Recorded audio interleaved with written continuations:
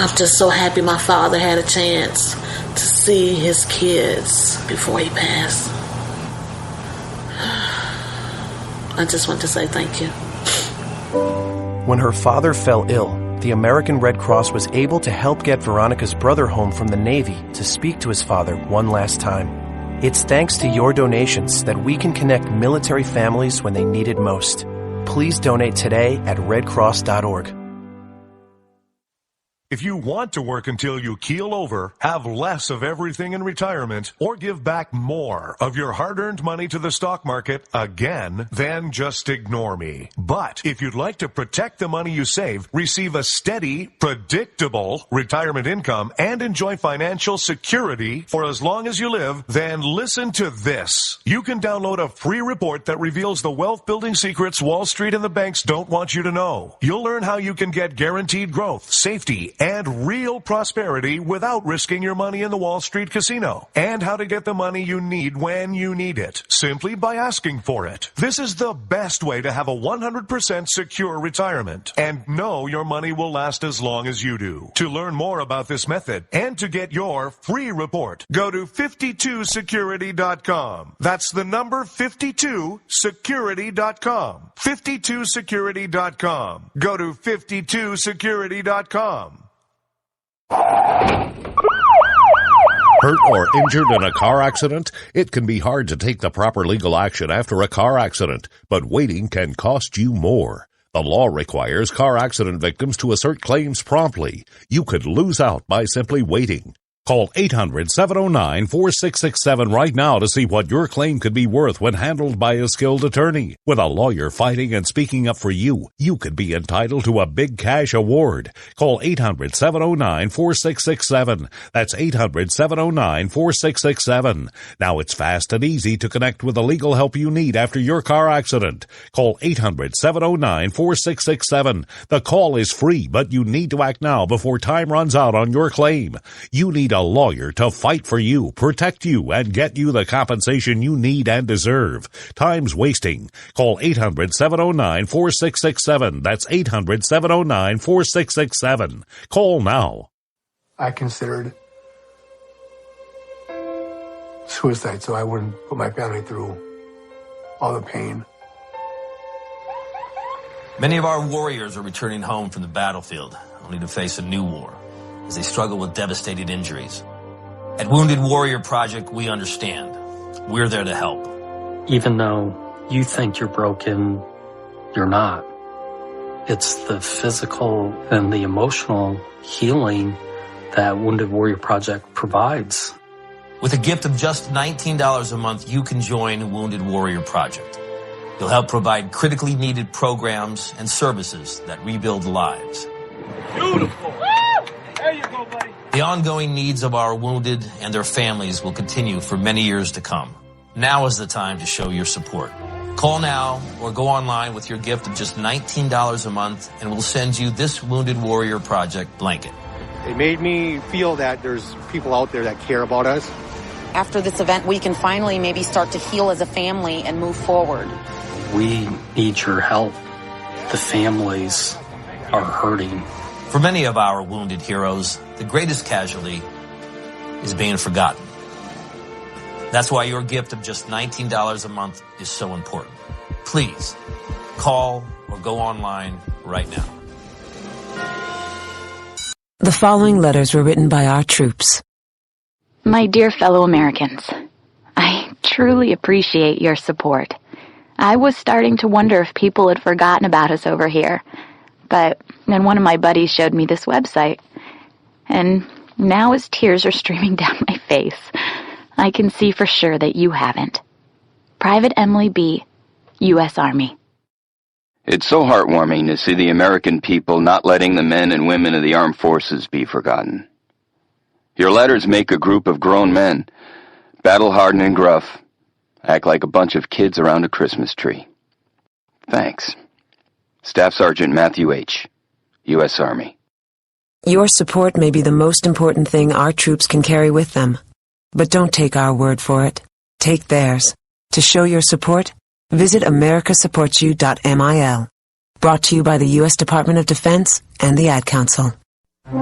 Millions of Americans every day are shedding unwanted pounds by taking tested and proven Ultra Lipo Stick.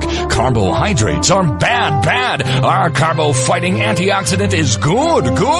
Just listen to these satisfied customers. My name is Gail, and I lost like 20 pounds on Ultra Lipo Stick. My name is Jared, and I lost 46 pounds using Ultra Lipo Stick. My name is Zach, and I actually gained weight. This stuff sucks! Ultra Lipo Stick is safe and easy to inject. Just 3 doses 4 times a day, discreetly underneath your fingernail. Listen to this. I used Ultra Lipo Stick and suffered from side effects like uncontrollable greasy discharge.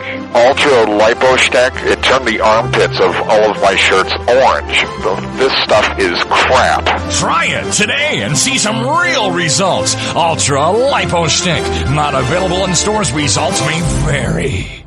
Zinc Media. Feel the power of knowledge.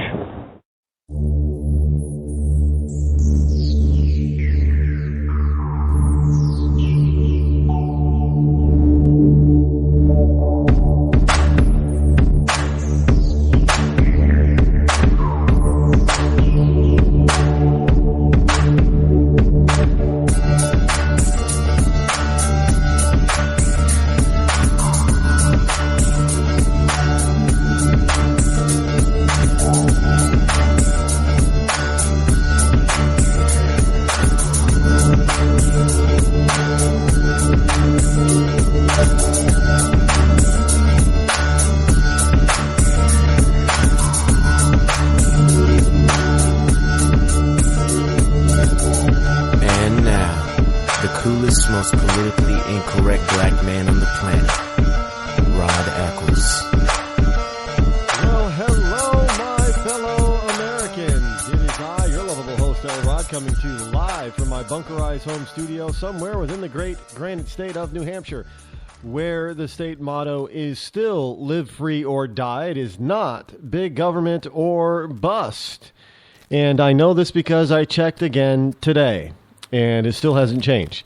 It is Thursday, May the 28th, in the year of our Lord 2015, as we roll along and head towards the weekend. And I guess it's the first weekend of the unofficial, official summer season. The number that you can call here this evening is 603-835-3224. That's 603-835-3224. It's a toll-free number. And you can get me on the line and speak to me on the air. Tonight we got a lot to cover, including, remember the artist who made the now famous Obama Hope poster? And it's been parodied and copied and all kinds of stuff since then. Well, he's in the news, as well as the New York Assembly is in the news. And it's a see, I told you so this was going to happen because it was coming, and here it comes. As well as what's going on in San Francisco that I did not see when I was visiting out there a few years ago. But evidently, in this very left-wing city, there is what they would call typically a right-wing problem. I kid you not.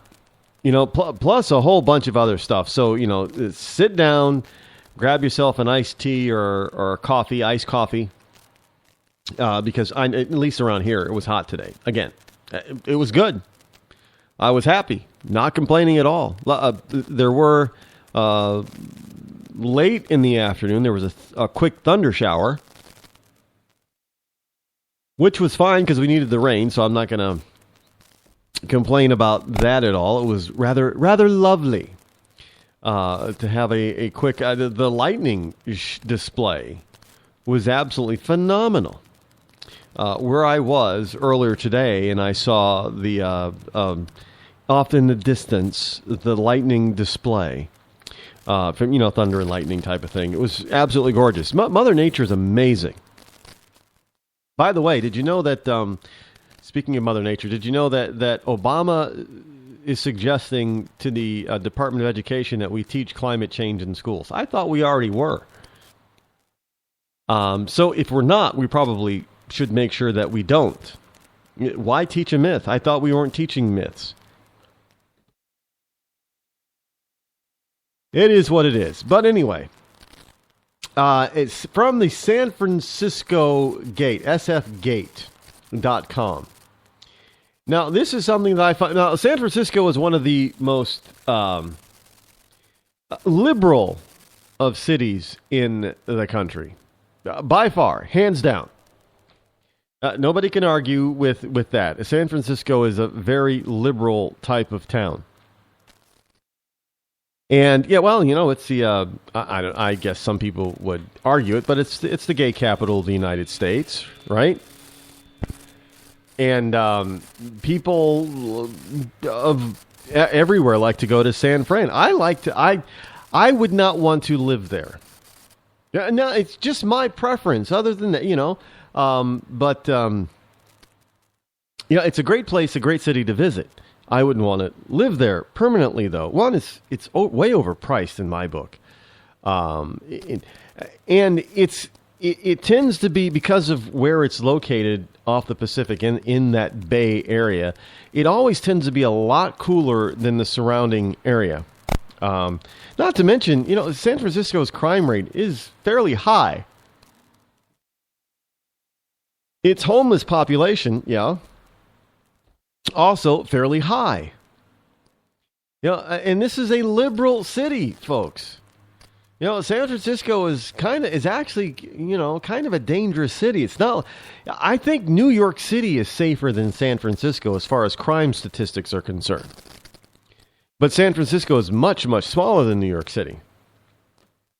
But hey, when I was there, I saw a person being thrown out of a second-story window onto the sidewalk, right in front of me.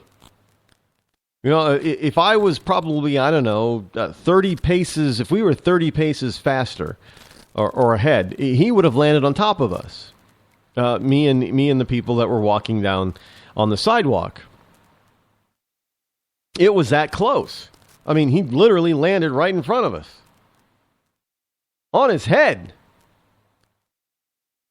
And, you can look up into the apartment, if you will. Over the balcony, and they threw him straight through a sliding glass door. Threw him through the sliding glass door without opening it. Breaking the glass. Breaking the glass.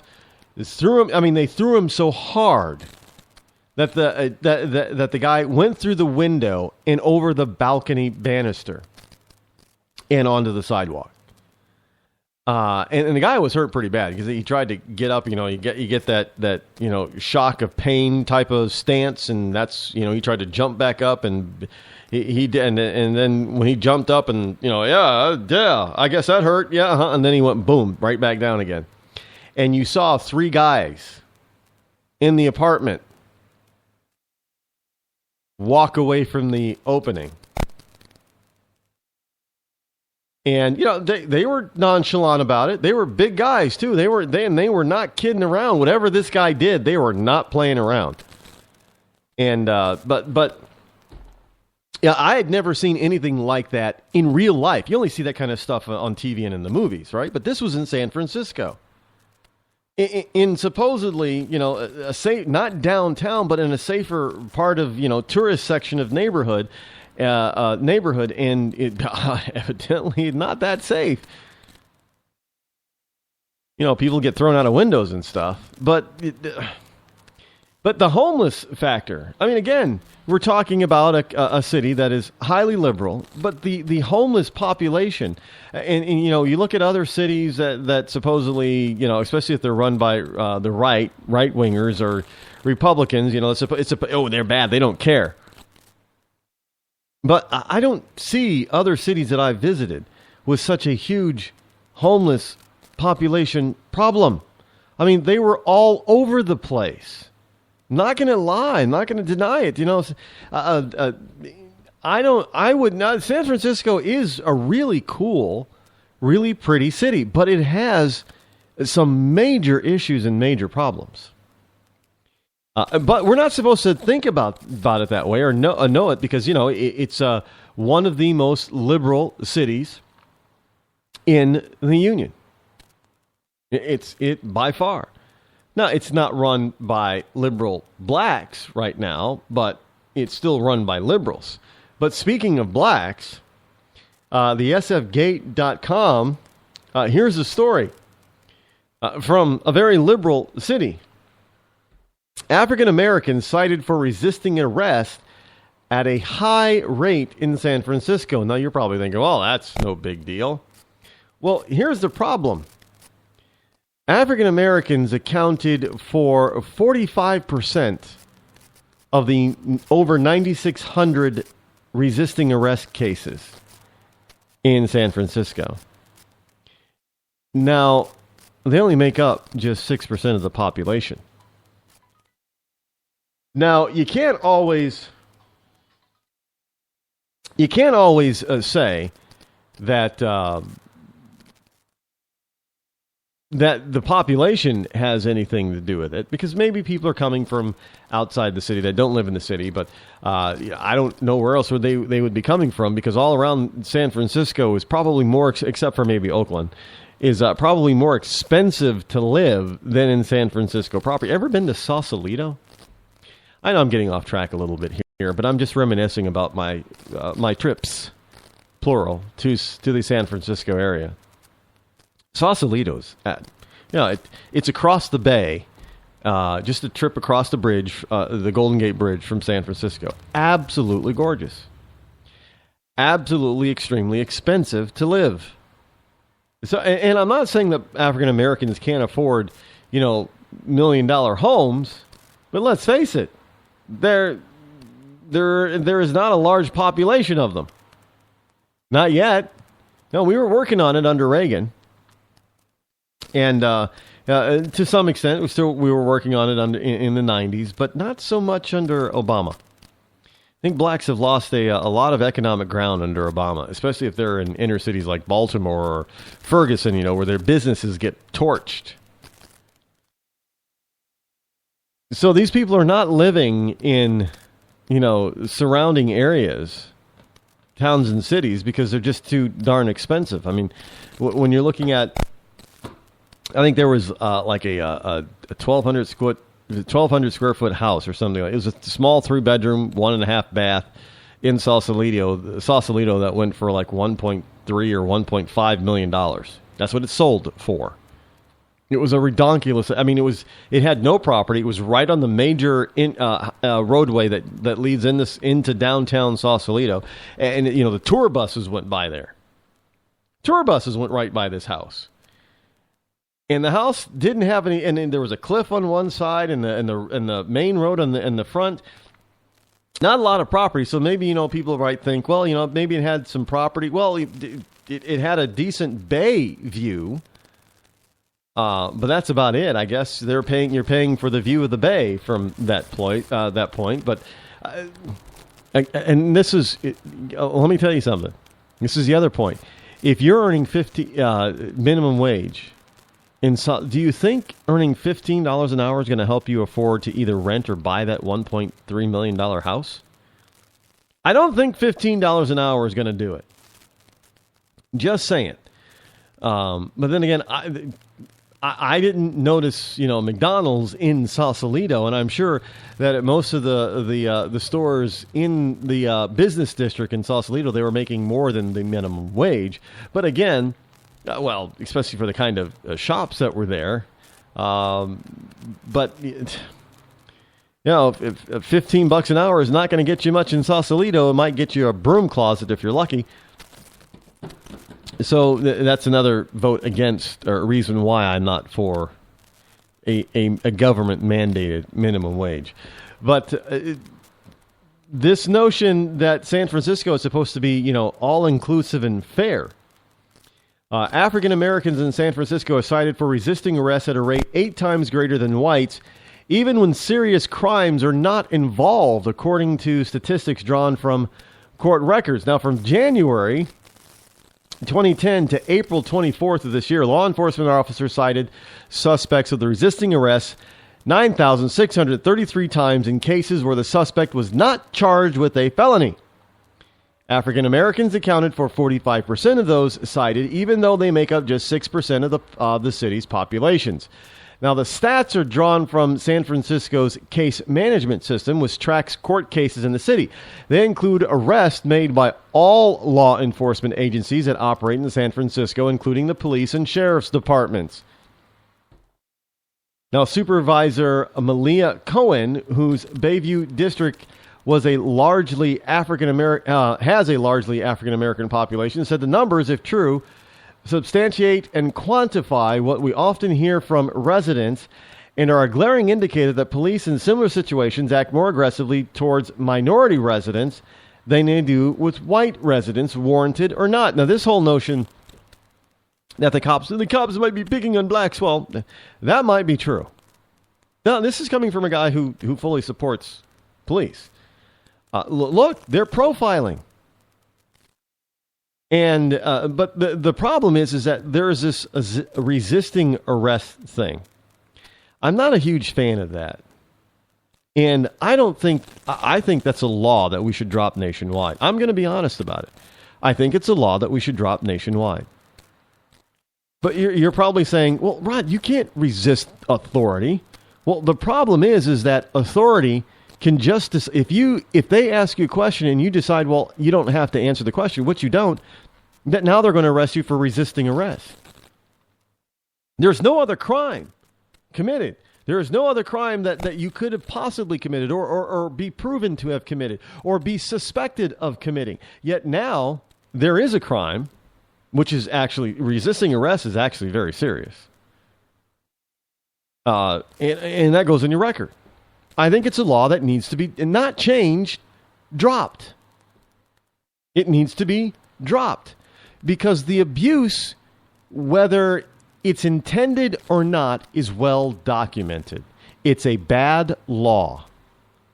Now, I do not fault the cops for using it. They shouldn't be able to use it. Then they wouldn't have this problem. You see what I'm saying? If you get rid of the bad laws that the cops are charged with enforcing, then you don't have a problem. You don't have a problem with those laws or incidences. Plain and simple. And no, I'm not talking about drugs. I know some people are out there saying, wow, yeah, see, Rod, that's why we need to get rid of the drug war. No. There are limits. Now, yeah, I agree. We probably should not be arresting as many people who just use an illicit product and don't distribute. We probably arrest way too many of those people and incarcerate way too many of those people. I agree. It does not mean we should legalize all the illicit drugs. Probably pot, because of the history behind marijuana. I know the history behind marijuana, why and how it became illegal, and I think that's wrong, but that's for another discussion. But when you give certain authority, and it's not just the police department, because obviously the story is about all of those involved in policing activity in San Francisco, which includes the sheriff's department, which includes the state police, which includes any federal agencies that may have instituted some arrests within the city of San Francisco. They all have this power. You know, anyone with a badge, basically, a badge and a gun, can arrest you for resisting arrest. You get my point? I mean, you could be a park ranger, for crying out loud. You could be a postal inspector. You know, I think there's 700 of them nationwide that have a badge and a gun. Yeah, they can arrest you for resisting. Any of them. It's just a bad law. Plain and simple. I believe it to be a very bad law. I know why it was instituted, because there are a lot of people who weren't giving the police and others in authority the respect that they demanded in when it came to arrestable powers. But let's face it, just because somebody else was doing something wrong does not mean you go and create a bad law, so now it's easier for somebody else to do something wrong. That's not how two wrongs don't make a right. Now, if somebody is legally under, because cops can take you in for being suspected of just about anything. If they suspect you of a crime, they can detain you. They don't need to make up one. Seriously. They have the power if they honestly and truly and legally suspect you of possibly breaking a law. They can detain you until they get it cleared up, one way or the other. That's what they can. And you know what? That actually takes real police work to do that. Some of the laws that we've given our law enforcement agencies from local to federal levels really allows them to be a little bit lazy. They don't have to do much. And that's not, we want government to be as efficient as possible, so we don't want them to be lazy at all. And I know there's probably a bunch of you listeners out there that just do not agree with me on this, but I'm telling you the truth. The statistics nationwide do not bear false witness to me. There are way too many instances. I mean, 9,600 cases of resisting arrest. And you know how easy it is to be charged with resisting arrest. If an officer just grabs you by the shoulder and you say, "Let go of me," you can be charged with resisting arrest. No reason at all. You're not accused of this is 9,600 times where people are not even charged with a crime. You don't have to be charged with anything else. You understand? Nothing, and many times people who are charged with resisting arrest are charged with nothing else.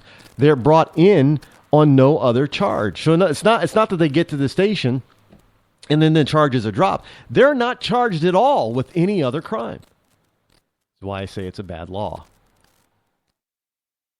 Because resisting arrest is a serious crime. And it doesn't matter what the color of your skin is.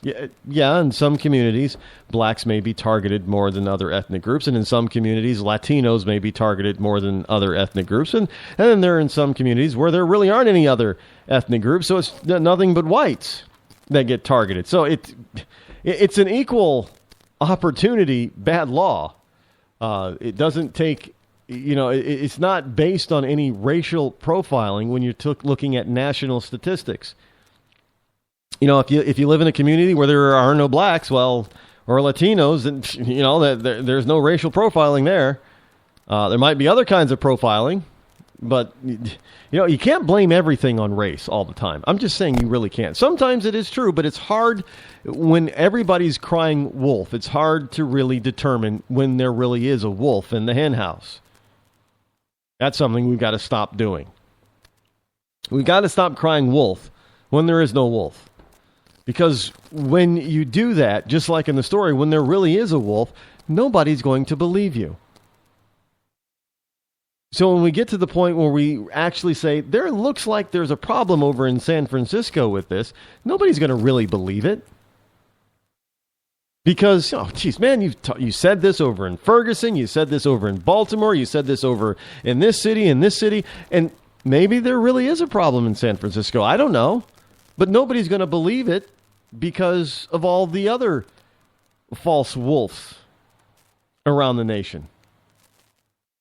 If you're going to want people to take you seriously, I don't care what it is, then you've got to, you can't put forth false information. You can't lie about something. You have to be honest about it. And then if you make a mistake, you have to own up to the mistake. Like in Ferguson or Baltimore. You know what? We made a mistake. We didn't mean for this to happen. We didn't want for this to happen, but it did. And we're going to take steps so it doesn't happen again. The mayor. I said we were giving them room to destroy, but that's not what I meant. I made a mistake when I spoke. What I really meant to say was, but no. They want to continue and voice this idea that there's a wolf in the hen house when there is no wolf in the hen house. So when sometime there really is a wolf in the hen house, nobody is going to believe them.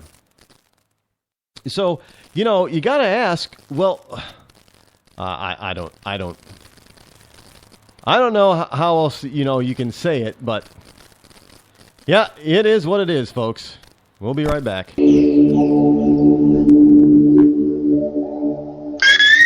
Hi, I'm George Foreman. Do you have an idea for a new product or invention? People ask me all the time, George, how do I get my idea in front of companies? How do I get a patent? What do I do next? I'll tell you like I'll tell them all. Call my friends at InventHelp. Call InventHelp today for free information. InventHelp can submit your invention to companies who are interested in receiving new ideas. Call InventHelp today. To get your free inventor's information, call 1-800-352-1609. That's 1-800-352-1609. If you want to work until you keel over, have less of everything in retirement, or give back more of your hard-earned money to the stock market again, then just ignore me. But if you'd like to protect the money you save, receive a steady, predictable retirement income, and enjoy financial security for as long as you live, then listen to this. You can download a free report that reveals the wealth-building secrets Wall Street and the banks don't want you to know. You'll learn how you can get guaranteed growth, safety, and real prosperity without risking your money in the Wall Street casino, and how to get the money you need when you need it, simply by asking for it. This is the best way to have a 100% secure retirement, and know your money will last as long as you do. To learn more about this method, and to get your free report, go to 52security.com. That's the number 52security.com. 52security.com. Go to 52security.com. Hurt or injured in a car accident? It can be hard to take the proper legal action after a car accident, but waiting can cost you more. The law requires car accident victims to assert claims promptly. You could lose out by simply waiting. Call 800-709-4667 right now to see what your claim could be worth when handled by a skilled attorney. With a lawyer fighting and speaking up for you, you could be entitled to a big cash award. Call 800-709-4667. That's 800-709-4667. Now it's fast and easy to connect with the legal help you need after your car accident.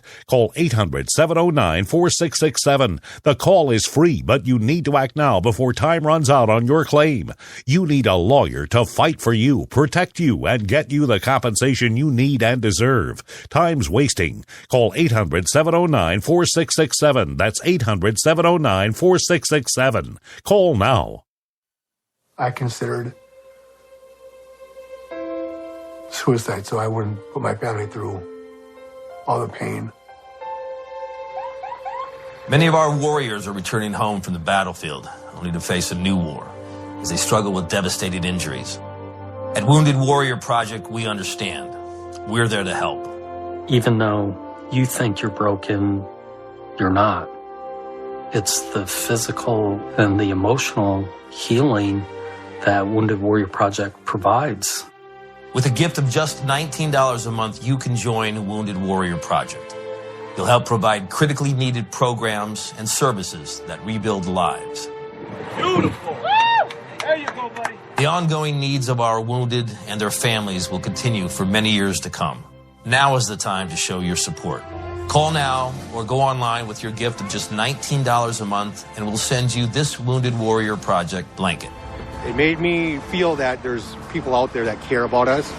After this event, we can finally maybe start to heal as a family and move forward. We need your help. The families are hurting. For many of our wounded heroes, the greatest casualty is being forgotten. That's why your gift of just $19 a month is so important. Please, call or go online right now. You shouldn't have to pay to talk to the people closest to you, or the people who used to be. That's why Umbrella Wireless is proud to announce the new Friends, Family, and Recent Ex-Girlfriend plan. Now you'll get unlimited calls to your best buddy, your mom, or Cindy, once she realizes that you're seriously meant for each other and should stop screening your calls. Now the 30 minutes of agonizing silence where you're both afraid to hang up may drain your battery, but it won't drain your wallet. And you'll get unlimited calls just to check if she still cares enough to pick up, with no extra charges. With the Friends, Family, and Recent Ex-Girlfriend plan, your phone will automatically answer calls from your ex, because maybe she finally realizes that you're the only one for her and wants to get coffee sometime. Now, after lonely nights of looking at pictures of the road trip you took together when everything was great, your misspelled texts are absolutely free. The only thing you have to pay for is the booze. The Friends, Family, and Recent Ex-Girlfriend plan, because she wants you back. She just doesn't know it yet.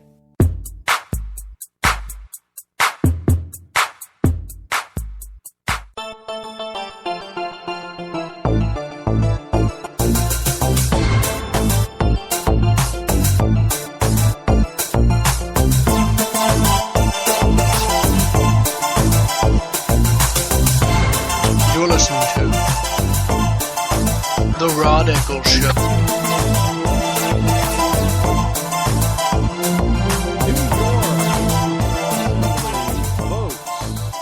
New York State, that is. New York, New York. I love New York. I did it my way. You know, I actually heard somebody try to sing it that way once. Like, you know, what do they call that? Villegro when you do that with your voice. I think it's called Villegro or Vilagro, something like.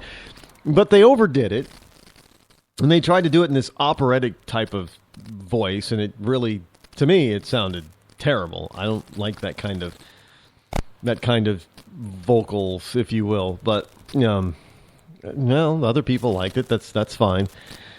Not I. I don't like opera anyway. I know somebody's probably going to say, "Well, you're uncultured, Rod." I happen to love the ballet. You know, one of my favorite ballet. Yes, it's a holiday theme, obviously, but I happen to love the Nutcracker. I really like the ballet. Ballet is beautiful. I just don't like opera. Not going to hide it.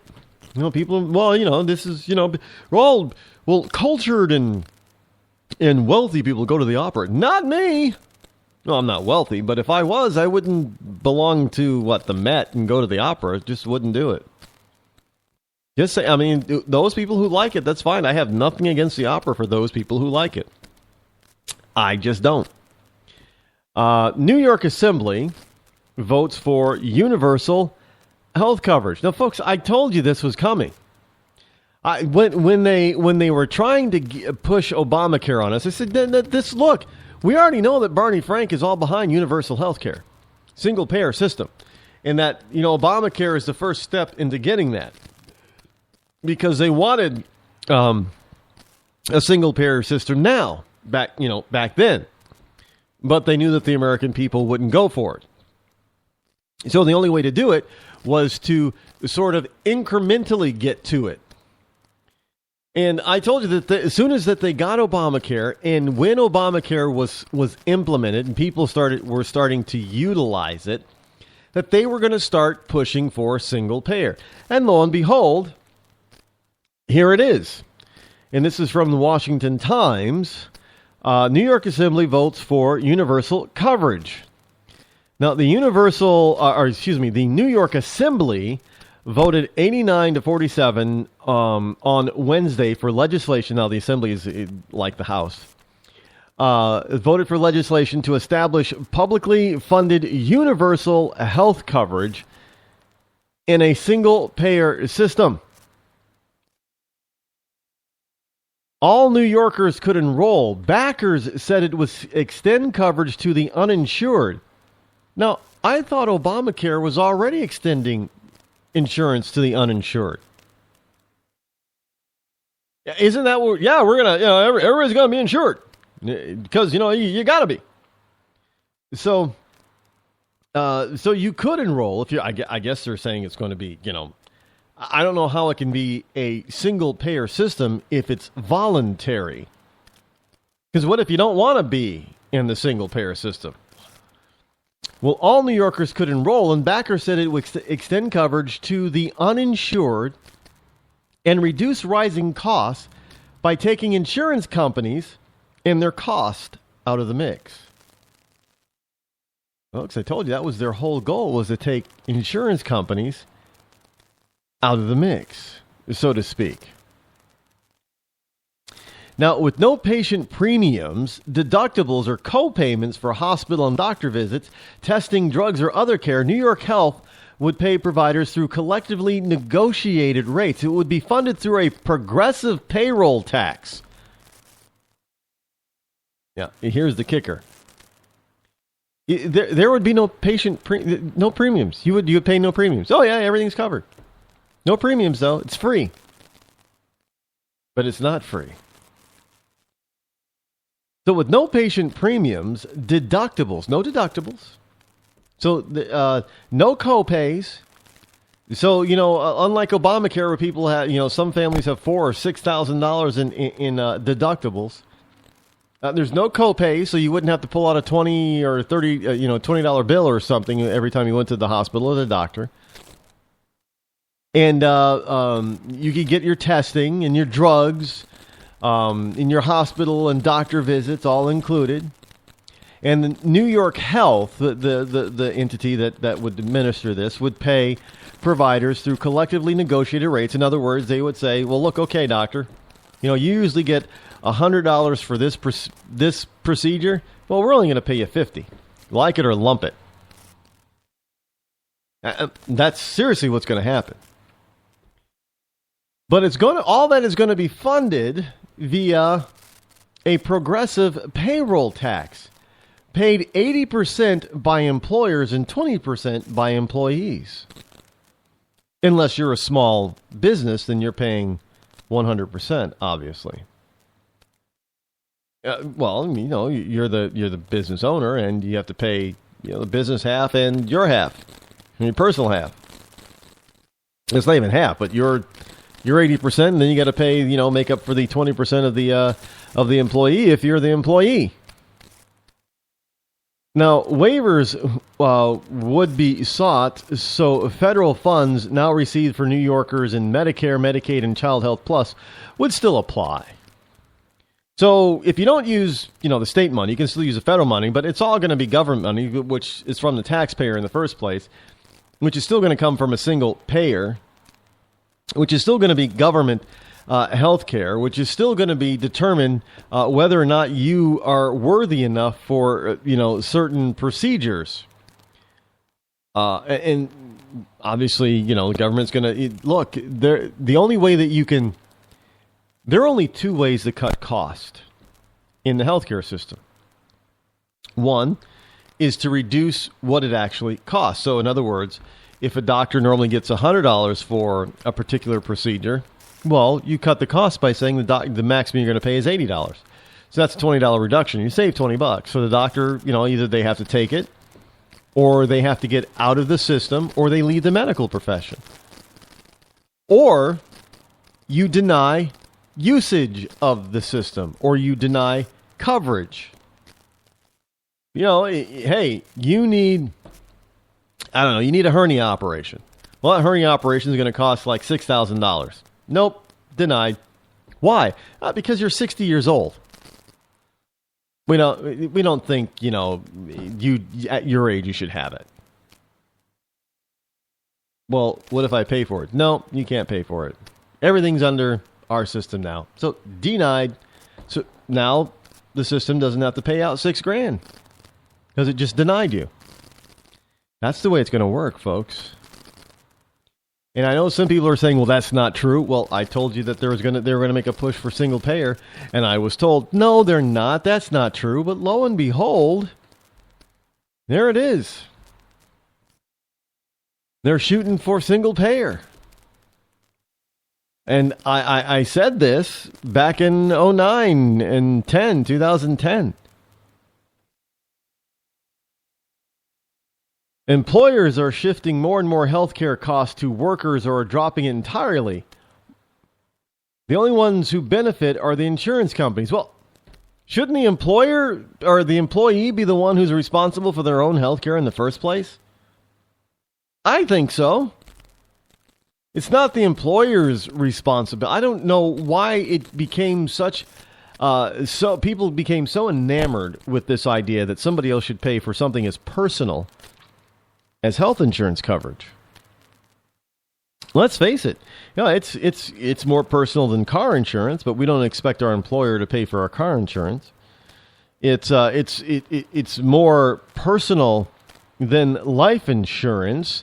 But we don't expect our employer to pay for a full-blown life insurance policy, even though some companies, depending on, where you are, what level in the company you are, they might include it as part of your benefits a small, policy, that pays out $5,000 or $10,000 or something. But and sometimes, depending on what position that you have in the company, the company decides, well, they're going to be the beneficiary in case of your death. But that's far and few in between. That doesn't happen a lot. So people don't expect their employer to pay for their life insurance. But when it comes to health insurance, well, that's a different story. Now people don't want to pay for it. Oh, yeah, I'll pay for my homeowner's insurance. I'll pay for my car insurance. I'll pay for my umbrella insurance. I'll pay for my, any of my life insurance. I'll pay for any other kind of insurance out there, but I'm not going to pay for my health insurance. My employer should pay for my health insurance. Why and how did we get to that point? Makes no sense to me. How are you going to get the type of,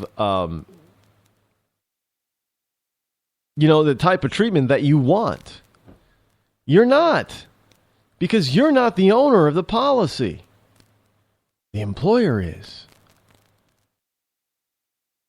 So if you find a way, if you're the employer and you're the one that's, on a daily basis interacting with the insurance company, they'll probably treat you a little bit better.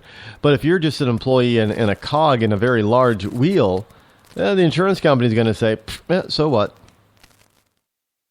And that's how it's going to be with the government in a single payer system, because there isn't going to be a big squeaky wheel unless you're a government official. Just not going to be there.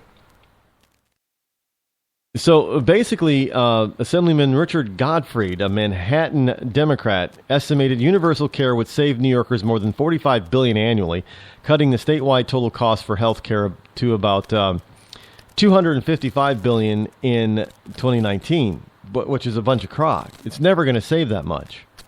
It's not going to save a dime. It's going to cost even more. And how do I know? Because it always has. Because they make some very large false assumptions. One, that, people aren't going to use the system any more than they are now. Two, they're going to have all the money that they need coming in because they're basing it on the current tax system and tax level, knowing, they know it, but they don't believe it or won't admit it, that the tax volume is going to go down because businesses are going to fire people. There'll be fewer employees working in the state of New York. So thus fewer tax dollars for, the healthcare thing. And if people do not have to pay any deductibles or any premiums, what is now going to stop them from going to the ER or to the doctor with the sniffles every time it happens? Nothing. They're going to go. That cost is going to increase. So this whole notion that they're going to actually save all this money is bogus. And most people out here in the real world realize this because, we were told it was going to cost us, less than $1 billion for Obamacare, whatever the number was. But now it's twice that number. Well, we didn't factor in this and we forgot this. Well, of course you did. You forgot it on purpose. Plain and simple. I mean, you did. You did it on purpose. It's not something that just happened. So basically, what they're telling you is that this is, I guess what they're going to try to do is they are going to try to implement this type of thing on a state by state basis. Whether or not you want it, whether or not you and I want it, is irrelevant. Because, they're out there trying to say that they're going to save all this kind of money, even though, again, we thought Obamacare, the Affordable Care Act, that's what it's actually called, was going to save all this kind of money. And it didn't save in fact, it's costing us money. It is actually costing a majority of people who've enrolled more money than before. A lot of people don't get to keep their doctors.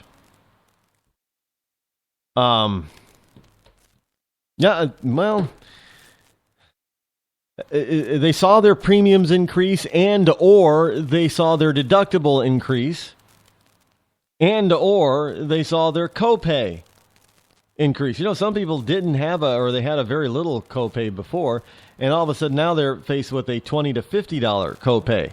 Well, I didn't have that before. You probably said, yeah, I know, but now you do. Well, that's not fair. I thought this is supposed to be free. Look, I have told people I don't know how many times we can't afford free. It's too expensive. And I know some people just don't get that. Well, how can free be expensive? Free is free. Well, no, somebody's got to pay for it somewhere. It just doesn't materialize out of the goodness of every single person's heart and then, just go back into the goodness of everybody's heart. No, somebody has to pay for something. Nothing is ever free. Totally. Never has been, never will be.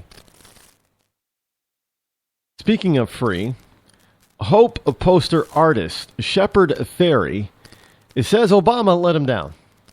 I kid you not. This is a political story. The Hope, you remember the famous Obama Hope poster that kind of like in the harkens back to the Chavez poster, Chavez, whatever. Shepard Fairey is his name. Shepard is his first name, as in Shepard Smith. But his last name is Fairey, Fairey. Now, he doesn't look like a fairy. I don't know what he doesn't. He doesn't look like he's in a suit and tie in this picture, so he doesn't really look like an artist, but he doesn't look like a fairy. But Shepard Fairey, the street artist behind the famous Obama Hope poster that went viral during Barack Obama's historic 2008 presidential run, said that the president has not lived up to his expectations. Now, I don't know what his expectations were, but he's lived up to my expectations, and those expectations were not good, actually. So it is unfortunate that the president has lived up to my expectations. But I guess the street artist called Shepard Fairey isn't too happy. Now, in an interview with Esquire, Fairey acknowledged that Obama has had a really tough time. How's he had a really tough time? I mean, especially in the first 2 years, he had a Democratic Congress and Senate that could have given him anything he wanted. But said he's not even close to having lived up to the Hope poster created for him. He says, drones and domestic spying are the things I would have thought he'd support. Or the last things that he thought Obama would support. Really? I could have told you he was going to support that from the start. He tempered his response, saying that he's met the president a few times and that he thinks he is a quality human being, adding that his presidential record has been largely dictated by things out of his control. Oh, like ISIS? Well, he's kind of in control of that, or was. He's a little bit responsible for that, for the potential fall of Iraq. Again, that's up to him. He's a little bit responsible for that, for wanting, Obamacare. Yeah, he's a little. Well, I get. Fairey probably wanted Obamacare, so for that, he's holding up his end of the bargain, I guess. Now, Fairey goes on to say, I'm not giving him a pass for not being more courageous. The guy's a coward. I don't know how you can be more courageous by, he can be, I suppose he can be more courageous since he is a big coward. He won't stand up to anybody, anywhere, at any time, except, the American people. Now, he'll stand up to us, but he won't stand up to other world leaders and terrorists and whatnot, but he'll stand up to the American people. And, I said, hey, I'm president, and what we say goes. But he says, I do think the entire system needs an overhaul, and taking money out of politics would be a really good first step. Now, I don't know where these people get this notion that they can take the money out of politics. That's all it is. It's all about money. At some point, It takes money to run a campaign. Plain and simple. Well, if everybody was able just to... No, it still takes money, and somebody's going to be able to raise more. Even if you can only raise $1 at a time, somebody's going to be able to raise more than somebody else. That's just the way it is, because there's going to be people that support a certain person. They're going to have more supporters than somebody else. That's just the way the system is and the way the system works. It's not very complicated. Not at all. I know they try to make it sound complicated, but it's not complicated. And taking money out of the politics is not plausible or possible, unless, of course, you're in control of the whole thing, and you're running around. You have a giant dome, I guess, and you put all the candidates in this dome, and you lock the world out and say, "Okay, have at it, candidates." Just have at it. Unless you say, well, there's no need for advertising. There's still going to be money because, you're going to have to, government.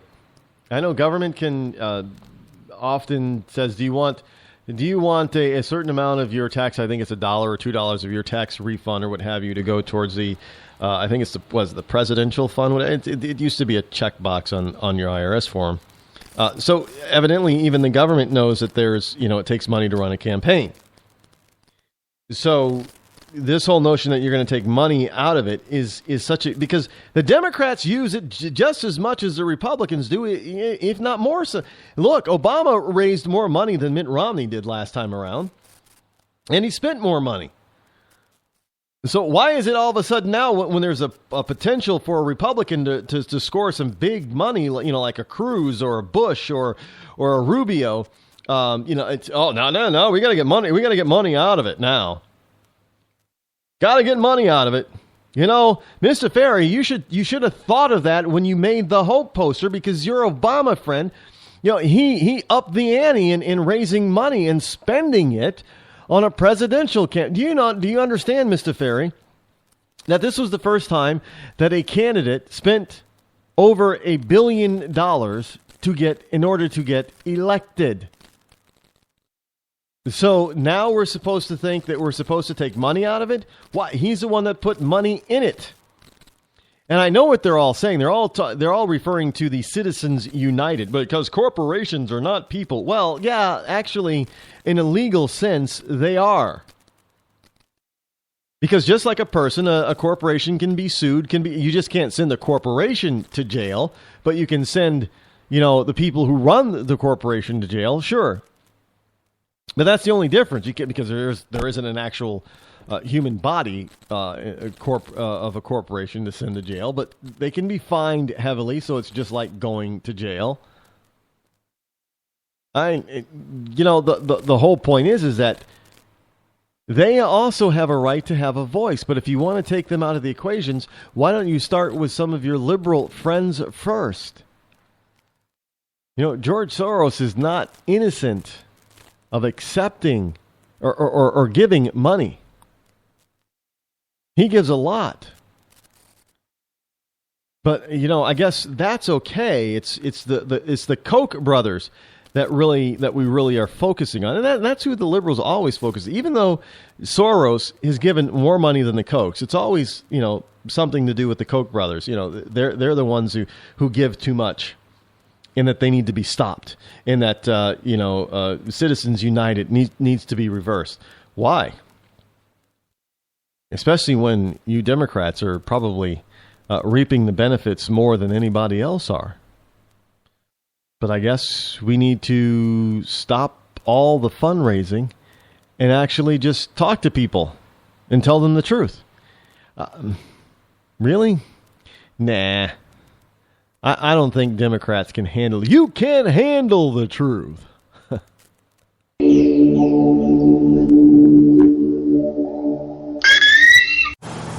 I'm just so happy my father had a chance to see his kids before he passed. I just want to say thank you. When her father fell ill, the American Red Cross was able to help get Veronica's brother home from the Navy to speak to his father one last time. It's thanks to your donations that we can connect military families when they need it most. Please donate today at redcross.org. If you want to work until you keel over, have less of everything in retirement, or give back more of your hard-earned money to the stock market again, then just ignore me. But if you'd like to protect the money you save, receive a steady, predictable retirement income, and enjoy financial security for as long as you live, then listen to this. You can download a free report that reveals the wealth-building secrets Wall Street and the banks don't want you to know. You'll learn how you can get guaranteed growth, safety, and real prosperity without risking your money in the Wall Street casino, and how to get the money you need when you need it, simply by asking for it. This is the best way to have a 100% secure retirement, and know your money will last as long as you do. To learn more about this method, and to get your free report, go to 52security.com. That's the number 52security.com. 52security.com. Go to 52security.com.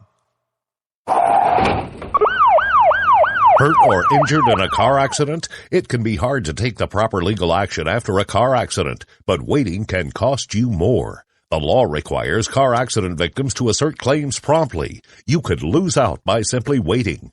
Call 800-709-4667 right now to see what your claim could be worth when handled by a skilled attorney. With a lawyer fighting and speaking up for you, you could be entitled to a big cash award. Call 800-709-4667. That's 800-709-4667. Now it's fast and easy to connect with the legal help you need after your car accident. Call 800-709-4667. The call is free, but you need to act now before time runs out on your claim.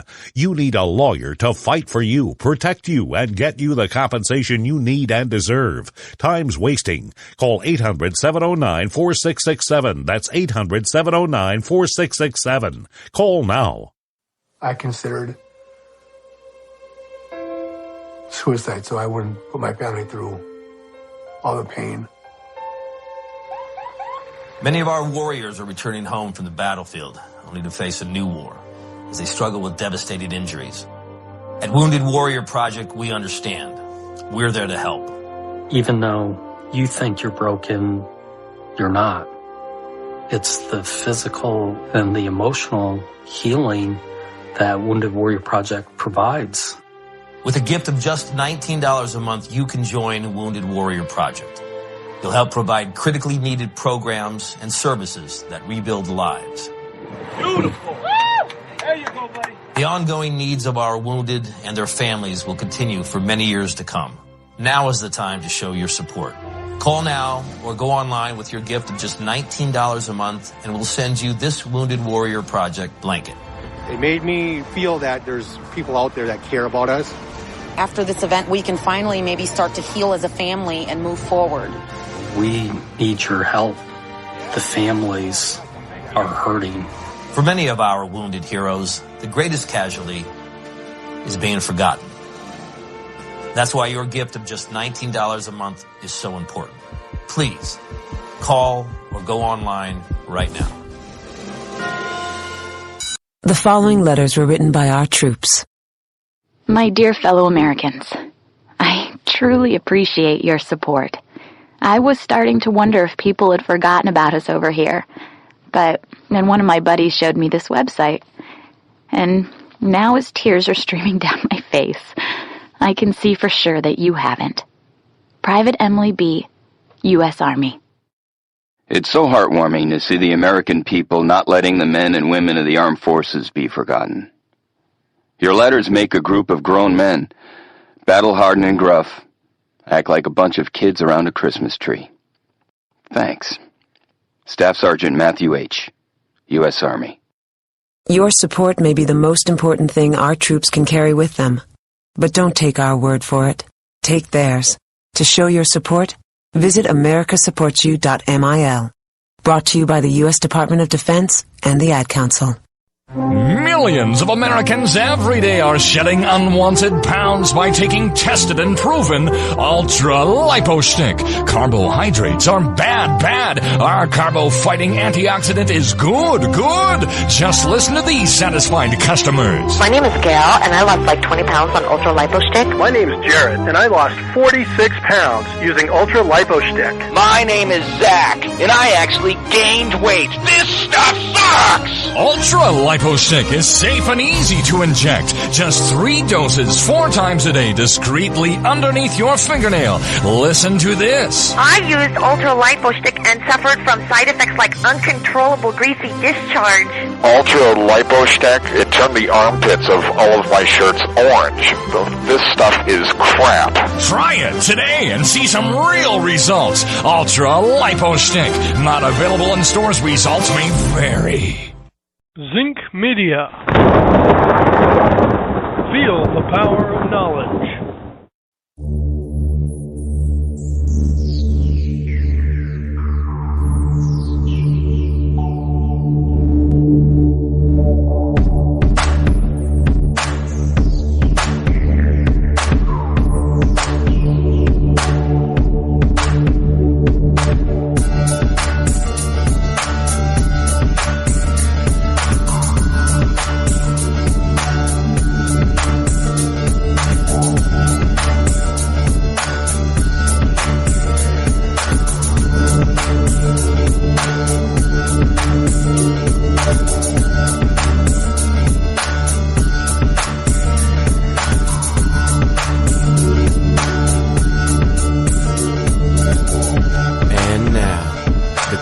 Most politically incorrect black man on the planet, Rod Eccles.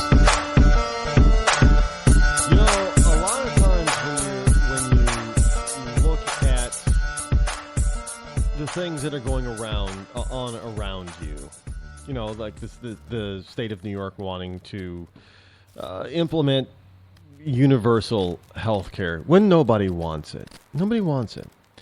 You have to ask, well, how did we get to this point? And all I can always, I have to keep coming back to saying, well, you elected it one way or the other. Either you've directly voted for these idiots or you didn't vote and allowed these idiots to win an election. I don't know, you know, look, I fully understand that there are people out there that are thinking, well, you know, here's the deal. There are people out there already who are very, very, very passionate about Rand Paul. And they're very, very, very passionate about Ted Cruz. And they're very, very, very passionate about another candidate. Now, only one of you, if any, is going to have your candidate as the nominee. So let me ask you, Ron Paul supporters. Well, what if Ted Cruz gets the nomination? Are you just going to whine, mope, and sit at home and not vote? How does that make any sense? The same goes if it were reversed. Let's just say, you know, somehow Rand Paul gets the nod. Are all you Ted Cruz people going to sit at home and mope and complain? You know, these people don't know what's best for them. Well, you know what? It's not up to you to determine what's best for me. That's the whole point of voting. Each individual voter should be able to make up their own mind. And if, you know, you need to be able to convince me and anybody else of your choice of candidate that they're the best. And, you know, let me tell you a way that you will not convince anyone. You will not convince anyone by yelling at them on Facebook or defriending them because they don't see eye to eye with you right away. Look, if you want somebody, if you're going to get your person elected, then here's what you better do. You better cut out the crap about unfriending people because they don't agree with you right now on your candidate of choice. You're guaranteeing your guy is not going to get the nod because you're turning off potential voters. That's plain and simple. I don't know how else to tell you that. And then when you do that and you have enough people sitting at home, you're going to have a President Hillary. Now, let me ask you a question one more time to all you one candidate supporters. If your candidate of choice did not get the nomination last time. Obviously, they didn't. How is all the hope and change of having Barack Obama elected a second time? Is that better for you? Or would it have been possibly have been better, I don't know, to maybe hold your nose, bite your tongue, whatever, and voted for Romney? We might have been able to take at least one step forward instead of 15,000 steps backwards. Just saying. Yeah, you kind of people tick me off. And I don't care who you are. If you want to unfriend me on Facebook and unfollow me on Twitter, go right ahead, because you're an idiot. You're just as big of an idiot as a liberal. Because you're making no sense, because you're certainly not convincing me or anybody else to back your candidate just because you unfriend us. That's really, really childish and really, really dumb. Just saying. Hello, everyone out there, all my fellow Americans. It is I, your lovable host, Elrod, coming to you live from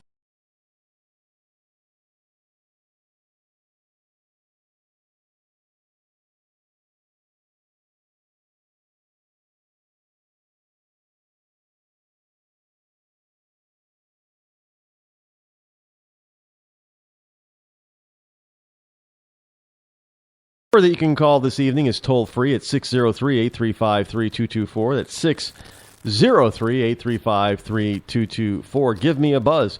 Especially, you one candidate people. I'm not a one candidate. Now, when I say one candidate people, all you people out there that have already made up your mind that, Ron Paul or Ted Cruz or Marco Rubio, they're the only ones that can be president in your eyes. They're the only, nobody else. Well, I'm going to call you out and say that you're idiots. Because what if they don't get the nomination? What are you going to do? You still got to live here. Just like the rest of us, you still have to live in the good old US of A. So explain yourself on that one. You sat at home and elected Obama, and you're probably saying, well, I didn't elect Obama. Yeah, you did, because you sat your little fat, little lazy, childish, whiny voice at home and allowed everybody else to vote who voted for Obama to win. So you voted for him, in my book. Sorry. That's just the way it works. That's the way the cookie crumbles. That's the way the ball bounces. That's the reality of it. Understand it. Now watch when I get to my Facebook. Yeah, your Facebook friends have dropped by 100. Oh, well. You can't, Ron White, a very funny man, a good, one of my favorite comedians, he says it best. You can't fix stupid. And, as long as people are going to be stupid, you can't fix them. They're going to have to smarten up on their own. That's the only way to, nobody else can fix stupid. Only the stupid can fix themselves. And the only way they can fix themselves is by smartening up. Getting smart. So, that's why he says you can't fix stupid. Scott Walker, this is a talkingpointsmemo.com. Scott Walker says, mandatory ultrasounds are just a cool thing for women. Mandatory ultrasounds are a cool thing for women. I know some people are thinking, mandatory. I thought Scott Walker was, more about freedom and everything. Well, it's a very bad headline. But that's the headline. Scott Walker, mandatory ultrasounds are just a cool thing for women. But here's, as Paul Harvey would say, is the rest of the story. Potential 2016 Republican presidential candidate and Wisconsin Governor Scott Walker said in an interview on Friday that mandatory ultrasounds for women hoping to get an abortion was just a cool thing. I kind of agree. Why not? If you really honestly believe that, that child in your womb is not actually a human being, but just a lump of flesh, of lifeless flesh, then what's the big deal about getting an ultrasound? It's just going to prove what you say. The reason why you don't want to is because you don't want to have to think about what you're doing. And I say that is the time, because there are a lot of women who have an abortion who later on really severely regret it. Yeah, I know there are some out there, but the vast majority of women get an abortion once in their life. They're not back. They don't use it as continued birth control. They get an abortion once in their life, maybe because they felt that, well, we weren't ready, or I made a mistake with this guy, what have you. But but then when they do it, a lot of them feel a lot of remorse and regret all the rest of their life, especially if they go on to have children after that abortion. Can you imagine the guilt that some women actually carry around with them? So if that could save them from a lifetime of guilt by actually listening to or watching the ultrasound, how is that a bad thing? How is it a bad thing being reminded that there's a human being in the womb? Honestly, I'm saying here, I'm not saying that, we should just make every single kind of abortion illegal. So what's wrong with being given the options? Because the left doesn't even want you to even bother with options. There are other alternatives. They don't want you to even have to hear, but, keep those religious people away. You don't need to listen to any of that alternative stuff. It's best if you just get rid of the problem. Folks, Margaret Sanger, who's the founder of Planned Parenthood, she was all about, this eugenics movement. It wasn't called eugenics back then, but she was all about the eugenics. She was all about controlling certain undesirable population, meaning blacks, and population as a whole through means of killing unborn children. And she even pretty much said in one fashion or another, or one form or another, people who consider elevating their family through by killing a family member should be proud of themselves. But she understood it way back then that an abortion was actually killing a human being. And then you have people like Obama who praise Margaret Sanger and Planned Parenthood. Oh yeah, they were, Planned Parenthood. They're doing the, if you listen to them on the left, they're doing the Lord's work over there. Yeah, I don't think the Lord is out there trying to, systematically eliminate African Americans. What I find interesting is that some African Americans that I talk to about this particular issue, is they say, well, why do we want to create more poverty? I'm like, what do you mean create more poverty? Actually, we're the ones creating the poverty. We have to take responsibility for ourselves. And I said, right now, we're on the decline. And their argument is, well, we're getting a bigger and bigger population, so there are a lot of folks who are losing percentage-wise. I said, it's not just percentage-wise. Why don't you do me a favor before you try to argue a point with me? Why don't you go and start looking at the live birth rates of African Americans in this country, starting back from, let's say, 1980, going forward, and then look at the population, the actual population listed of African Americans by the Census Department. Go back to 1980, and they can see a marked decline in African Americans. Just as the marketed increase in abortions of African American babies goes up. So there's this crossing line in that now the African Americans in this country are on a negative growth rate. We're on a decline. In other words, there are going to be fewer blacks alive in 20 years than there are today. And part of the reason is that actually the truth is that in some cities and some neighborhoods, more black babies are actually aborted than are born alive. So this notion that Mr. Walker, Governor Walker, is suggesting that we force, mandatory. Hey, you want an abortion? Why don't you have this this ultrasound first. Why don't you see your baby first before you decide to kill it? They're not saying you can't go ahead and go through. Look, if you're going to be that cold-hearted, you might as well be able to see it. Rod, what if there's a medical... Well, obviously, if there's a medical condition with the mother or the life of the mother, she's not... especially if it is an emergency, there's not going to be any time to do that. Fully understood.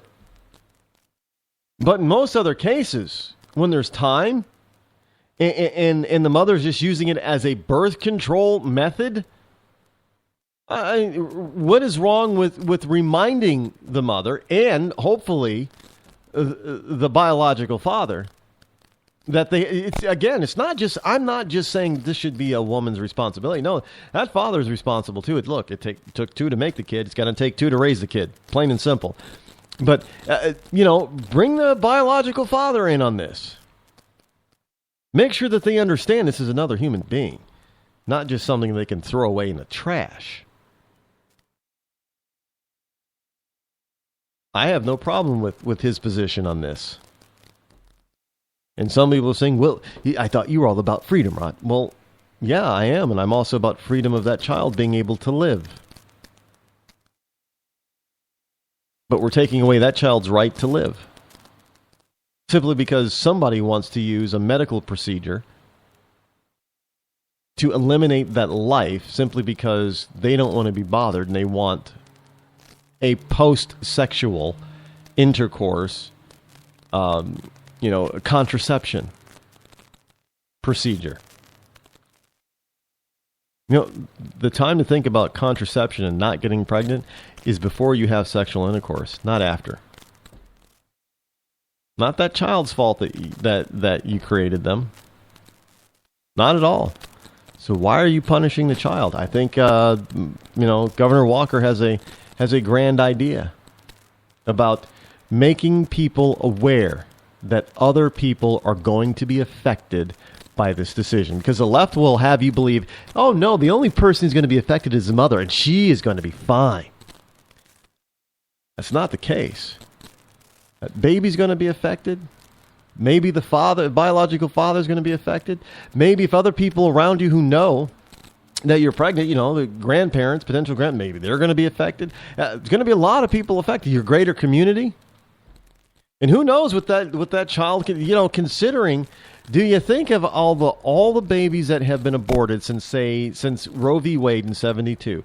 Do you think maybe one of those kids could have come up with something fantastic that the rest of us, like maybe they could have been another Steve Jobs or something? I don't know. We'll never know. So we've all been affected by not having certain numbers of people be a part of our lives in our community. That's huge. It's huge. And people need to fully understand and weigh the full aspect and cost of what they're about to do. We shouldn't be making abortion easier. We should be making it so people think about it much harder and much more than we currently do. Especially if we're not going to, get rid of it at all. Hey, CBSNews.com is reporting something in Texas. Yeah, everything big in Texas, right? But it's not. I know they're making it seem like it's a bad thing, but actually this is a good thing. Texas, a big step closer to major gun rights expansion, and I know that everybody on the left is stumbling all over themselves over this story. CBSNews.com. Austin, Texas. Texas took a giant step closer to allowing concealed handguns in college classrooms. That's right. House lawmakers gave their preliminary approval to a so-called campus carry measure, barely beating a midnight deadline on Tuesday. Now, the legislation, one of two major gun rights bills of the session, had appeared destined to fail with more than 100 amendments lined up in a Democratic effort to kill it. Democrats wanted to kill it. You know, we gotta keep our gun-free zones. That's right, gun-free zones. You know, it's kind of like that that early 70s hit. You know, The Streak. You say, "Don't look, Ethel." Well, you just say, "Carry-free zone." You know, gun-free zone. We ain't got no guns over here. So that tells the criminals, hey, yeah, let's go over here. No guns over there. Nobody's over there is going to be carrying and firing back at us if we fire at them. So, hello, let's go over there. You know, when it comes to terrorism, where do you think terrorists are going to hit? Or do you think the terrorists are really going to go and hit a fully armed military base? Or are they going to pick a college campus, maybe a large one, where nobody's allowed to have a defensive weapon on them? I don't know. You know, we may not think that, terrorists are all that bright, but they're not all that stupid. Look, they took over an airplane pretty easily because they knew nobody was going to fight back. They took over a bunch of airplanes pretty easily because they knew nobody was going to fight back. Hey, look, airplanes were gun-free zones at that point in time, remember? You know, the only thing that we could bring aboard now it's even worse. You know, unless you got a marshal on board, and unless your pilot has agreed to carry a firearm, you don't even have anybody on the plane now that has even a fingernail file to stop you. But hey, we got gun-free zones, and yeah, they're safer than non-gun-free zones now. The Democrats abruptly dropped the amendments about 25 minutes before the deadline, and the chamber's large Republican majority forced a vote, approving the measure 101 to 47. Now, if Republicans wanted to celebrate Christmas in April, they have the vote, said Representative Trey Martinez Fisher, Democrat, who added that running out the clock was never really an option. Midnight was a deadline for the House to pass bills that originated in the Senate. Now, a final House vote on the measure Wednesday would set up negotiations with the Senate. Now, a compromise would have to be sent to Republican Governor Greg Abbott by June 1st to be signed into law. The vote came at almost the same time the Senate Republicans majority dropped the measure in that chamber that would have protected child welfare agencies that block gays and same-sex couples from adopting children on religious grounds from lawsuits. So, you know, they give in one place and they get something else. Well, that's kind of nice, I suppose. That's compromise at work, right? That's the way, politics is supposed to work, right? I'm not agreeing with them at all, but hey, I agree with them on the carry thing. Look, if we had people that were able to carry on campus, whether it be college or public school, we would have a lot less school shootings. And the school shootings that we did still have, the perpetrators would probably be stopped a lot sooner, and fewer people would be injured or killed. At least they, well, Rod, you can't say that. Well, I can say for certainty, at least they have the chance and opportunity to protect themselves.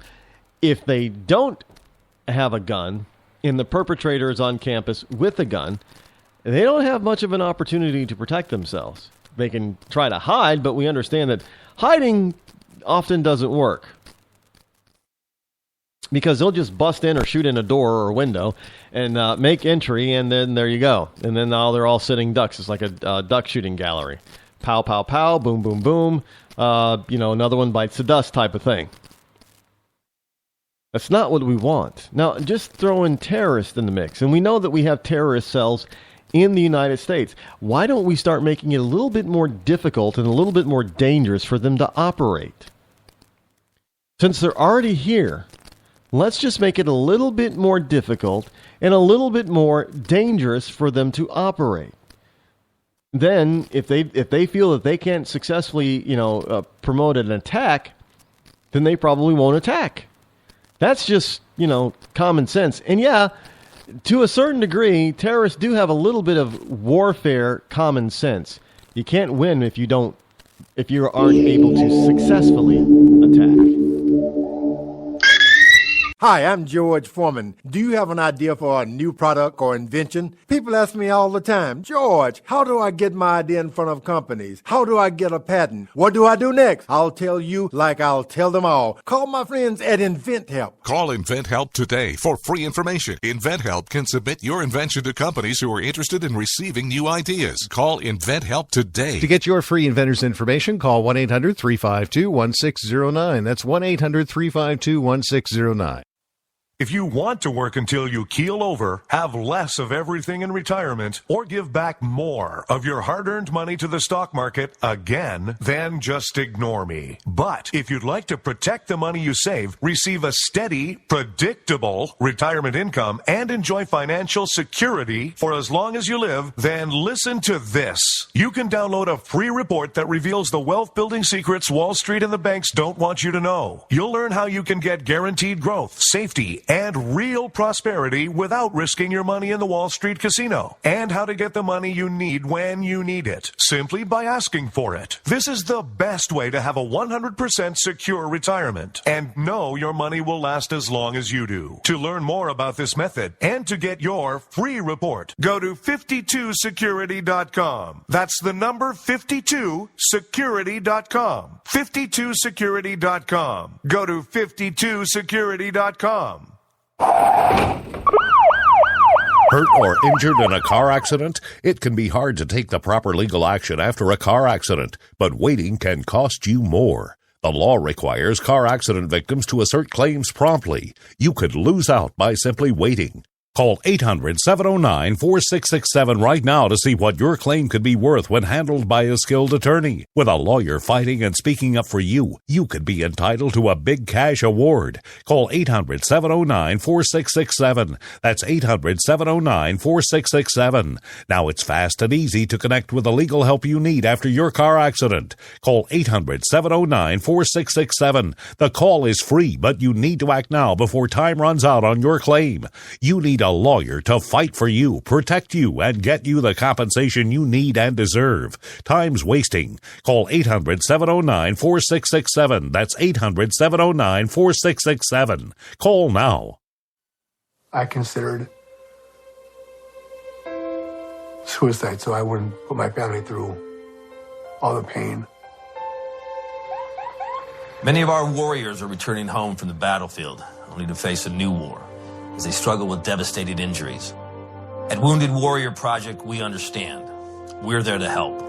Even though you think you're broken, you're not. It's the physical and the emotional healing that Wounded Warrior Project provides. With a gift of just $19 a month, you can join Wounded Warrior Project. You'll help provide critically needed programs and services that rebuild lives. Beautiful. There you go, buddy. The ongoing needs of our wounded and their families will continue for many years to come. Now is the time to show your support. Call now or go online with your gift of just $19 a month, and we'll send you this Wounded Warrior Project blanket. It made me feel that there's people out there that care about us. After this event, we can finally maybe start to heal as a family and move forward. We need your help. The families are hurting. For many of our wounded heroes, the greatest casualty is being forgotten. That's why your gift of just $19 a month is so important. Please call or go online right now. You shouldn't have to pay to talk to the people closest to you, or the people who used to be. That's why Umbrella Wireless is proud to announce the new Friends, Family, and Recent Ex-Girlfriend plan. Now you'll get unlimited calls to your best buddy, your mom, or Cindy, once she realizes that you're seriously meant for each other and should stop screening your calls. Now the 30 minutes of agonizing silence where you're both afraid to hang up may drain your battery, but it won't drain your wallet. And you'll get unlimited calls just to check if she still cares enough to pick up, with no extra charges. With the Friends, Family, and Recent Ex-Girlfriend plan, your phone will automatically answer calls from your ex, because maybe she finally realizes that you're the only one for her and wants to get coffee sometime. Now, after lonely nights of looking at pictures of the road trip you took together when everything was great, your misspelled texts are absolutely free. The only thing you have to pay for is the booze. The Friends, Family, and Recent Ex-Girlfriend plan, because she wants you back. She just doesn't know it yet.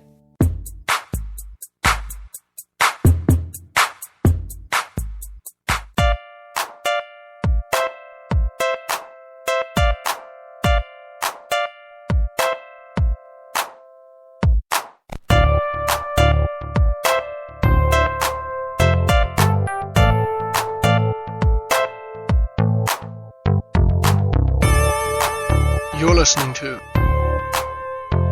The Rod Eccles Show. Bernie Sanders. Welcome back, folks, to The Rod Eccles Show. I'm your lovable host, L. Rod. Bernie Sanders, according to WND.com, says that women fantasize about being raped. The candidate's 1972 essay in an alternative paper surfaces. That's right. In an essay, in a 1972 essay, presidential candidate Senator Bernie Sanders, they have him listed as a Democrat out of Vermont. He's supposed to be an independent. Opined that men fantasized about women being abused. He also claimed that women fantasize about being gang raped. In an article entitled Men and Women, published in an alternative newspaper called the Vermont Freeman, Sanders shared his thoughts on male and female sexuality in ways that would cause a media firestorm if it had been penned by any current GOP candidate, even one with as little chance of grabbing his party nomination as Sanders currently has. Yeah, because he's not going to... He's not going to beat out, well, Hillary or whoever the new person is. If it's not Hillary, and let's hope that it is not Hillary. Really hoping that it's not Hillary. But Bernie Sanders is saying that he wrote it. He wrote it back in 1972. So I know that was a long time ago. Well, you know what? You don't give Republicans the same type of thing, the same type of leeway, the same type of forgiveness. So I don't know why we should give your side the same type of leeway and forgiveness. Why? He says, now this is a quote from his article. A man goes home and masturbates his typical fantasy. A woman on her knees, a woman tied up, a woman abused. Now, I don't know about you, but that has not ever been one of my fantasies. But Bernie Sanders says it is. So I'm thinking maybe at one time, logically speaking, maybe it was one of his fantasies. He wrote it. I'm just quoting what he wrote. So if you don't believe if you didn't think that Bernie Sanders was disgusting before, what do you think about him now? Now, Sanders didn't specify as to how he had gained such a deep understanding of the male psyche. Well, he's a male, so I guess that and he's a liberal, so that's enough, right? Now, in terms of his understanding of female sexual fantasies, Sanders provided similar insight. A woman, he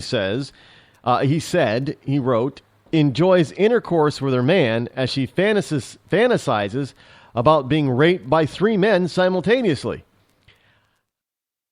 Now, you're probably thinking, okay, well, that's kind of wacky.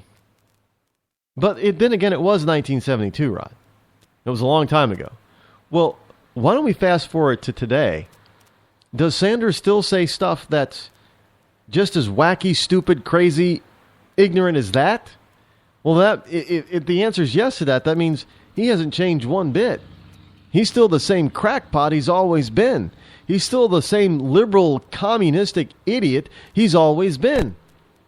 Now, it doesn't take a sexologist or a sociologist or any other ologist that studies human behavior or doesn't study human behavior to understand that these types of statements are just not only highly offensive, but they should make women, especially the feminazis out there, completely and totally irate.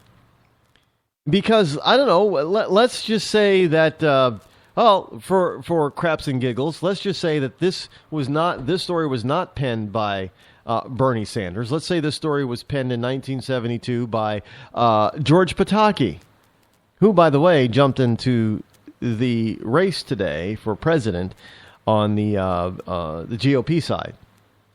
So let's just say George Pataki. Now, obviously, George Pataki did not write this, and there is no evidence that he wrote anything even close to this. But let's just, for craps and giggles, let's just say that Mr. Pataki, Governor Pataki, was the author of this article, not Senator Sanders. Do you think the feminazis would let him off the hook? Well, that was in 72, Rod. That was a long time ago. Do you think they would let him off by saying, well, he's had a chance to mellow his viewpoints. His age tells us a different story about it. Well, really? He's still the same crackpot as you would say that George Pataki is still the same crackpot that he was back then. The same extremist. So I'm calling you out, you leftists.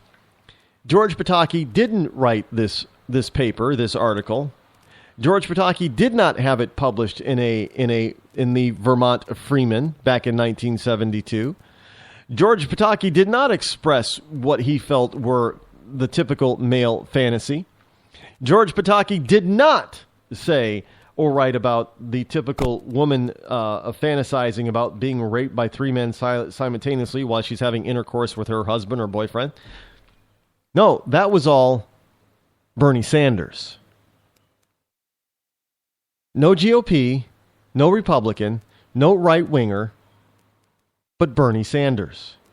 Nobody forced him to pen it. Nobody forced him to write it. Nobody forced him to send it to be published. That was all on him, Bernie Sanders, not the Republicans. Republicans cannot be blamed for this. They did not have anything to do with it. They did not approve it, did not look at it, did not know about it. It's all Bernie Sanders. So what say you now, you liberal leftist nut jobs? The man is a kook. He isn't too far from that stupid 1972 liberal tree. He's still there. Now, perhaps Sanders gets a pass due to his early work as a psychiatric hospital. According to the story, he was not a patient there, at least not at that particular time. Or his associations with radical hippies in the early 60s. But what is even more astounding is that the opinion piece was written after Sanders had stepped into the political fray. In 1971, Sanders launched his first bid for Senate in the first of 4 losing campaigns for U.S. Senate and a governor. It appears his platform hasn't changed much since then. Just as I said, well, it hasn't. He's still the same nut job. I mean, he was Burlington's mayor? Either Burlington or Vermont. He was a Vermont city mayor, and then he went on to the state legislature and then elected as Vermont senator, I do believe. That's how he got where he's currently at, and looking to be president. But let's face it, he's not going to do it. But we don't know how he came. He's not elaborating on how he came about such inquisitive knowledge about the male and female sexual psyche. But evidently, he knew about it, and that's why he wrote about it way back then, back in '72. And he's still not really changing from any of his craziness that he had way back then. Here's a Washington Times article. Judge's ruling allows concealed carry for D.C. gun owners. Shoots down police objections. A federal judge on Thursday denied a short-term stay on a decision that blocked the district from enforcing a key provision of its restrictive concealed carry laws, prompting the city to notify gun owners who had been denied a carry permit that they can now obtain one. Now, U.S. District Judge Frederick J. Scullin, Jr. left open the possibility the district could obtain a stay pending appeal of his previous ruling, which called the city's requirement that gun owners demonstrate a good reason to obtain a permit unconstitutional. He set a hearing on the matter for July 7th. Now, in the meantime, the ruling means the Metropolitan Police Department, who previously had been denied because they could not demonstrate they face a specific threat of injury or harm. Well, you don't need to. What, you got to be mugged or raped before you have before you get a concealed carry permit in D.C.? How about you don't need to show why you want one. It's just that it's your constitutional right to have one and to be able to carry it. And because you do not want to be mugged, and you do not want to be raped, and you do not want to be burgled or carjacked or any of that other stuff.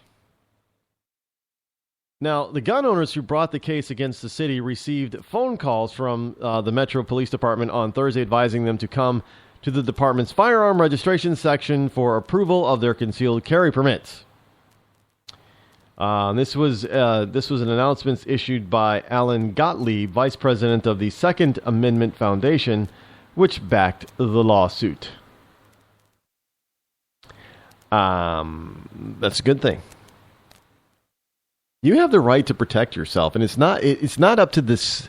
It's not up to you to have to prove to the state why you need, why you desire and feel that you need to be able to enforce and enjoy your constitutionally protected rights.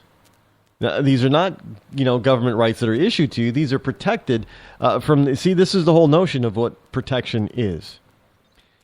They are protected in that the government cannot infringe upon those rights.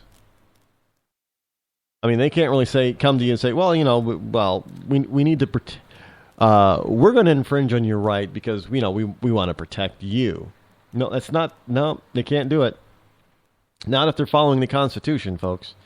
Constitution forbids the government from interfering with your constitutional rights, constitutionally protected rights, your inalienable rights. One of those inalienable rights is the right to defend your life and property. Well, Rod, does that mean that you get to use deadly force in defending your property? Well, yeah, because you have the right to defend your life and property. You do. The state isn't the only one who has, legal authority to protect you. Individual people have a right to protect themselves and their loved ones and their families and their neighborhoods and their communities. They don't need the government to they don't need to wait on government. That's not the way the Constitution was set up. That's not what our founding fathers believe. The people who actually, wrote and set up the country and the Constitution, they didn't believe that it was, government will take care of you. No. They believe that it was each individual's responsibility to take care of themselves. But we have flipped that and said, well, maybe the bigger because we have big government now, maybe it's our, big government's job to take care of you, to protect you from all the bad guys out there. We got one bad guy and two bad guys and three bad guys, and none of them have a carry permit. But you out there who want to protect yourself, you who wish to protect your hard-earned assets. Oh, no. You have no right to protect yourself and your property. That is the job and the right of the state. Yeah. When did we decide that, that you don't have a right to even just protect yourself? You got to have a good reason in order to want to protect yourself. When did that come about? Now, you want a gun. You want a concealed carry gun. You want to be able to have this gun in your car. You have got to have a good reason. Not just any reason. It has to be a good reason for wanting this gun. And it has to be a reason that I, the chief of police, approve of. And just this notion that you want to protect yourself. Well, you've never needed to protect yourself before. So why do you think you need to protect yourself now? You will probably never, ever get mugged or raped or what have you, have a crime against you. But if you do, that is why we are here, the police department. We will come to your side, to your aid, and protect you. Well, how about you just prevent the whole thing from happening in the first place?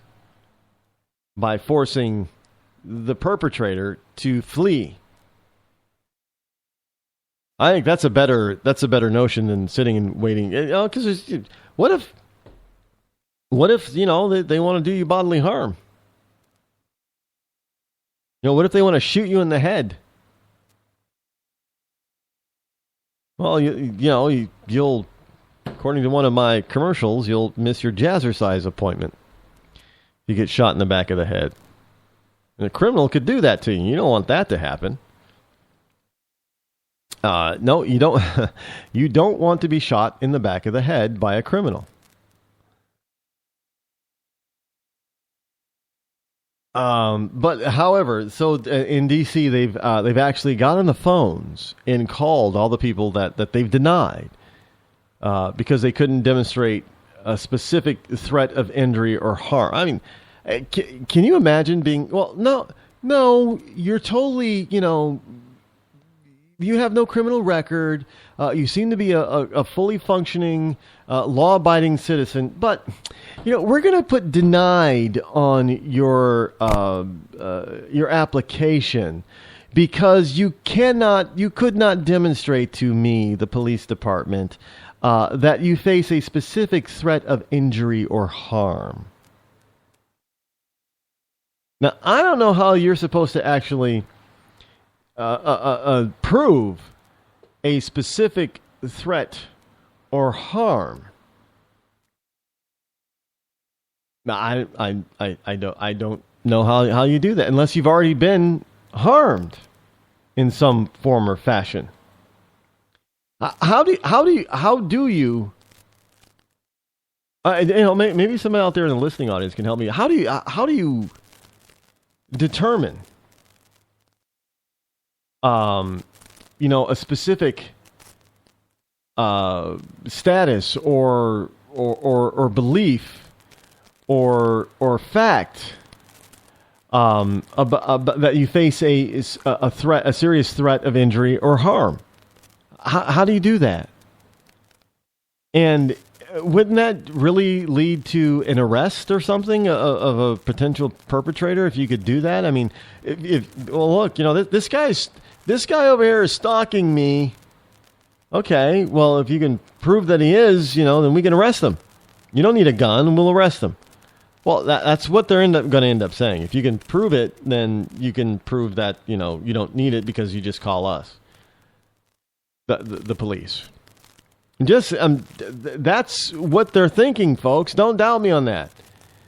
If you actually think that they're thinking, well, if you can prove something, this bad, then, maybe we'll allow you to have a gun. But the whole point is that if you can prove beyond a reasonable doubt that you face this threat, then they will tell you, well, why don't you just call us when you need us? You already know that the threat is there, so now you can be vigilant about it and call us when you need us. I'm telling you that's what it's all about. It's not defending yourself. No, you don't need to defend yourself. Just call us. We'll be there. Just call on us and I'll be there type of thing. Yeah, I know it's not exactly Michael Jackson, but anyway. Washington Times again, former White House aides now on Team Hillary bash Obama's ISIS strategy. A think tank with ties to Hillary Clinton issued strong criticism of President Obama's counter-ISIL strategy earlier today, with an analyst writing that the U.S. is failing and needs to change course. We need a think tank to tell us that we're failing in Iraq? Is that the case? We need a think tank? Really? Two former Obama national security aides break with the president by urging the deployment of American ground troops to directly help the disheveled Iraqi army. One used the word failing to describe how the administration is arming the Baghdad regime. Well, Obama basically said today that, ISIS is now the problem of Baghdad. Not our problem. What? It is, actually. We're, part of the problem of ISIS because we pulled out of Iraq way too soon. way before Iraq was ready to stand on their own. Now, Mrs. Clinton helped launch the Center for a New American Security, CNAS, Center for a New American Security. With a keynote speech in 2007, the center is directed by Michelle Flournoy, Flournoy, the Undersecretary of Defense for Policy for Obama, who is viewed as a candidate to be the defense secretary in a Hillary Clinton administration. Now, CNAS issued 7 papers on Thursday on defeating the Islamic State, also known as ISIS and ISIL. And with proposals far different from the current Obama strategy, it relies on limited airstrikes and training Iraq's unproven army to do the ground combat against a growing and vicious ISIL force. Now, the analysis could be viewed as a preview of how President Clinton would change course in confronting ISIL in Iraq and Syria and globally. That's actually kind of a scary thought and note. President Hillary Clinton. President Hilarious. That's what it would be. President Hilarious. Now, CNAS's Philip Carter, who deployed to Iraq as an army officer advising the police and later became Mr. Obama's chief of his detainee policy, is calling for significant deployment of American ground forces, an option Mr. Obama has avoided. Well, of course because look, if President Obama has to send troops back into Iraq, ground troops, then it'll prove that he was wrong about leaving Iraq so soon and leaving it open the way he did. It'll prove, well, we already know he was wrong, but he will at that particular juncture admit that he was wrong when he sends troops back in there. And look, this guy is not going to, unless he is absolutely forced by an ally or Congress to do so, he is not going to freely send any ground troops into Iraq. Not even, he's not even going to increase the advisory force. He wants no part of being in Iraq at all. He doesn't want to be. He doesn't think it's necessary. Well, whether he thinks it's necessary or not, he probably does know that it's necessary, but he just won't do it because it does not lead to his final conclusion of how he wants to be remembered. His legacy is at stake here. The president is worried about his legacy. I'm not the one who's saying that this guy's got to. It's him. He just wants to. Well, anyway, we're out of time for today, folks. I'll be back on Monday. Best of show tomorrow. Until then, have a great weekend. I'm Rod Eccles. This has been the Rod Eccles Show.